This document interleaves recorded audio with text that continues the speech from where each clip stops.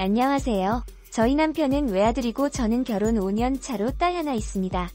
저희 부부는 결혼하면서 바로 아이 가졌고 이제 딸 아이도 어느 정도 커서 일을 가져볼까 생각 중에도 있었습니다. 그런데 작년 초여름에 시어머니께서 말기암 판정받으시지 3개월 만에 갑작스럽게 돌아가시게 되었습니다. 시골에 혼자 계신 시아버지가 늘 마음에 쓰였던 우리 부부는 거의 주말마다 시아버지 댁 방문했습니다. 시아버님은 갑작스런 시어머니를 잃은 큰 슬픔에 많이 우울해 보이셨습니다. 한참 이쁠 손녀를 보면서 잠깐이라도 슬픔 잊으시는 것 같긴 했지만 마음이 많이 아팠습니다. 그래도 거리도 만만치 않았지만 다녀오고 나면 조금 마음이 편했습니다. 하지만 늘 떠나올 때에 아쉬워하는 시아버님의 모습이 안쓰럽게 느껴졌습니다. 그래서 추워지기 전에 아무도 없는 집에서 홀로 남아 우울해하시는 시아버지를 저는 남편과 상의 끝에 저희 집에서 함께 살자고 제안했고 남편 어려운 결정해줬다며 많이 고마워했습니다. 시아버님께도 합가를 말씀드렸더니 흔쾌히 고맙다며 늙은이가 짐이 되어서 미안하다 하셨습니다. 그리고 더 추워지기 전에 저희 부부는 시아버님을 모셔오게 되었습니다. 시아버님은 함께 살기 시작하면서 저희 딸과도 잘 놀아주셨고 종종 환하게 웃으시며 행복해하시는 것 같았습니다. 저도 이렇게 아침, 저녁으로 가까이에서 챙겨드릴 수 있어서 한결 마음이 편했습니다.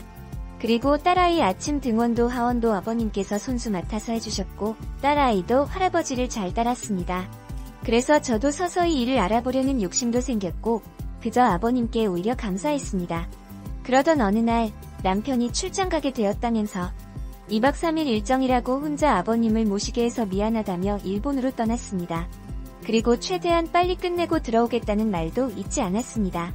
하지만 저는 이미 아버님이 그리 불편하게 느껴지지 않았기에 걱정 말고 일 잘 끝내고 잘 돌아오라고 하고 남편을 보냈습니다. 늘 똑같은 일상이었습니다.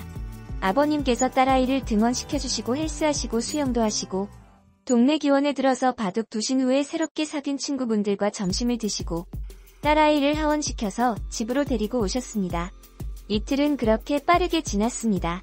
그런데 출장 마지막 밤 저녁 식사 후 딸아이를 씻겨서 재워놓고 아버님께 인사드리려고 노크하였습니다. 그런데 방 안에서 시아버님의 사진 들여다보며 슬픔에 잠긴 시아버님을 보게 되었습니다. 순간 알 수 없는 연민 느껴졌습니다. 아버님, 어머님 생각 많이 나시나봐요.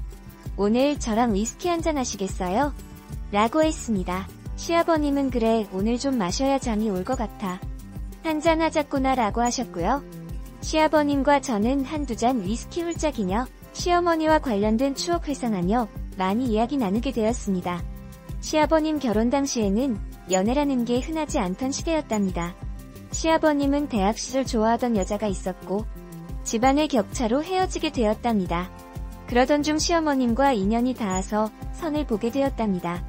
그 당시 시아버님은 공직에 있으셨고 시어머님은 약대를 막 졸업한 여대 졸업생이었답니다. 그런데 시아버님께서 시어머니가 그리 맘에 들지 않으셨답니다. 또한 시어머님도 시아버님을 별로 내켜하지 않으셨답니다. 하지만 어른들의 추진으로 아버님과 어머님은 결혼하셨답니다. 같은 지역에서 오랜 기간 집안 간에는 친분이 있는 상황이었답니다. 그래도 살면서 정이 들었고 시어머님께서 잘해주시니 고맙고 미안했다고 합니다. 약대를 낳은 시어머님께서 약국을 차리셔서 자기 일이 있으셨지만 출장이 잦아서 늘 미안했던 시어머님이셨는데 항상 불만도 없고 내조를 잘해주시는 시어머니셨더라고요. 이제와 생각하니 잘해준 게 없었다고 속상하다고 하셨습니다. 그래서 지금은 이렇게 마음에 걸린다며 눈물 보이시더군요. 저는 시아버님은 조용히 안아드렸습니다. 그러면서 아버님을 토닥이다가 아버님과 포옹을 떼었는데 묘한 분위기에 쌓이게 되었습니다. 이미 술 취해 다른 생각이 나질 않았습니다. 그냥 그래도 우리 둘은 실수해버렸습니다. 다음날 저는 시아버님께 어젯밤 실수였다. 다시는 이런 일은 없을 것이다 라고 말씀드렸습니다. 그리고 우리에게 있었던 일을 비밀로 하자고 그리고 비밀 꼭 지켜달라고 부탁드렸습니다. 아버님도 이를 동의했습니다. 남편은 약속대로 출장 스케줄 끝내고 돌아왔습니다. 남편이 돌아온 후 저희 생활에는 큰 변화 없었습니다. 그런데 그 일이 있는 후 한 달 후 남편이 회식이 있어서 좀 늦는다고 연락받고 시아버지와 딸과 함께 저녁 식사 후 설거지하는데 누군가가 갑자기 허리를 안았습니다. 놀라서 뒤돌아보니 시아버지였습니다. 아버님, 왜 이러세요? 했더니 그날 밤 후에 내가 자꾸 네가 생각난다. 나 어쩌니? 우리 와이프를 잃은 큰 슬픔에 위로하려 나랑 한 번 더 하자 하시는 거예요. 저는 파르르 떨렸습니다. 딸아이가 거실에서 만화 영화 보고 있어서 더 큰 소리 내지 못하고 아버님, 그만하세요. 했습니다. 조용히 시아버님이 팔을 푸시고 본인 방으로 들어가셨습니다. 저는 그 밤이 너무 길었습니다. 설거지를 대충 마무리하고 아이를 데리고 방으로 들어갔습니다. 남편은 12시가 다 되어서야 집으로 왔습니다.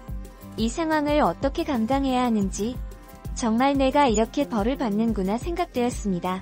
다음 날부터 시아버지는 눈도 안 마주치시려 하였습니다. 그래도 오히려 이게 편했습니다. 그러나 딸아이 등원과 하원은 여전히 전담하시더군요. 저는 시아버지와 함께 사는 것 너무 쉽게 생각한 제 자신이 미웠습니다. 많이 우울했습니다. 하지만 시간이 지나면 묻힐 거라고 제 스스로에게 안심시켰습니다.